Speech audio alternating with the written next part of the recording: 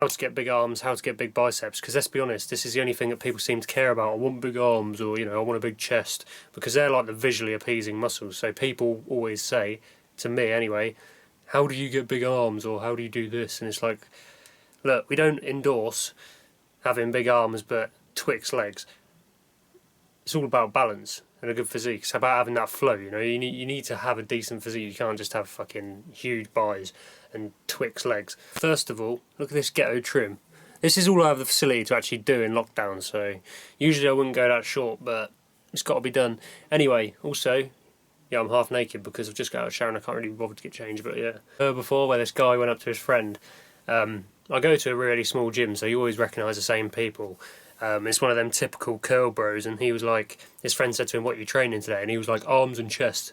And his friend was like, I'm sure you did that the other day. And he was like, yeah, I do that like every day, apart from the odd day where I might throw this in or throw that in. And it's like, you are doing the opposite of what most people with knowledge would recommend you actually do. Why don't you just get a structure and grow your arms? And the thing is, there's a lot to be said for those movements you're probably missing out on. I mean, yeah, you might be doing loads of bicep curls, but there's a lot of compounds and lifts that you should have in your routine that will indirectly hit arms, which will help.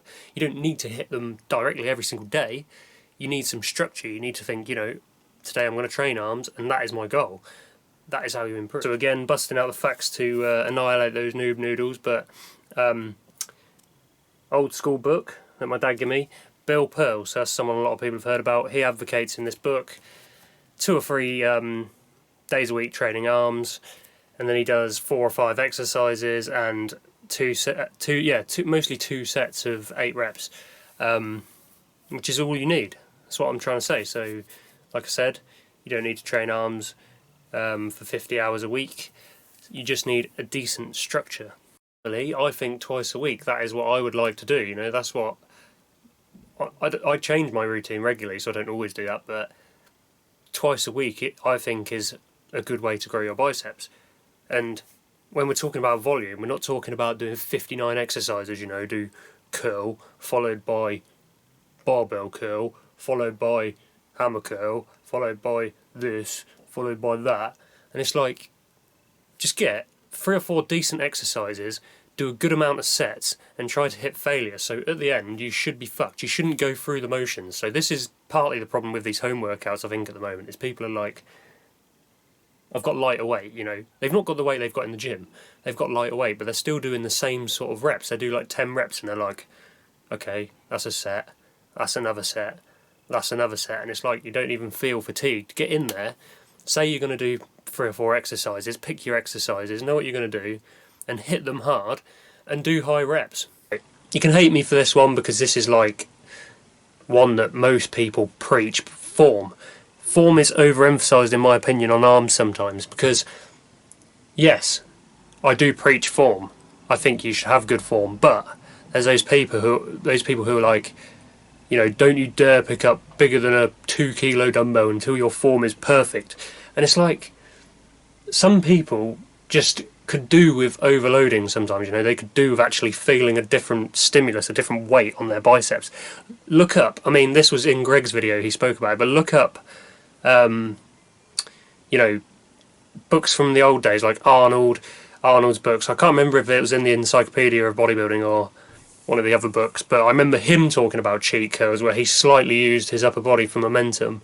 And I'm pretty sure Larry Scott spoke about it in some of the old leaflets I have. Loads of the old school guys said, yes, the exercises are great, because we all know that guys like Arnold loved concentration curl. He loved getting that mind-muscle connection, getting the pump, but there's something to be said for actually feeling a heavy weight and overloading your arms. So, no, it's not always about form.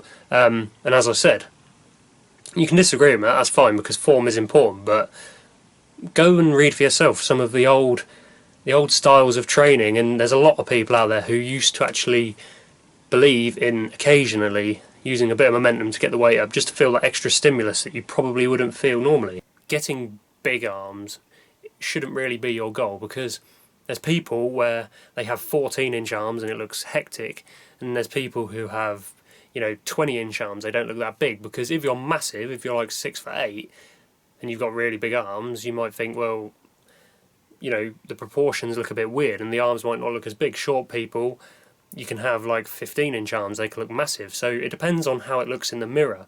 Obviously, when you say big, you probably mean just bigger than what you were before, you know, making progress, that's fair enough. But you shouldn't be chasing a certain number. You shouldn't say, unless obviously you are near that number, unless you are like at 15-inch biceps and you would like to get to 16-inch biceps, similar body fat, that's fair enough, but you shouldn't say, my arms are currently 12 inches and within the next couple of years I want them to be 17 inches, because everyone's different and you might get to 15-inch biceps and go, actually, I've achieved a lot and they look good. Good luck on your quest for big arms. It's sun's out, guns out season. We can't be rocking those 1-inch fucking SpongeBob twigs. Remember though, this quest is lifelong. You're probably always going to look at those arms and go, you know, my nan's arms are bigger than mine, but at the end of the day, any progress is progress.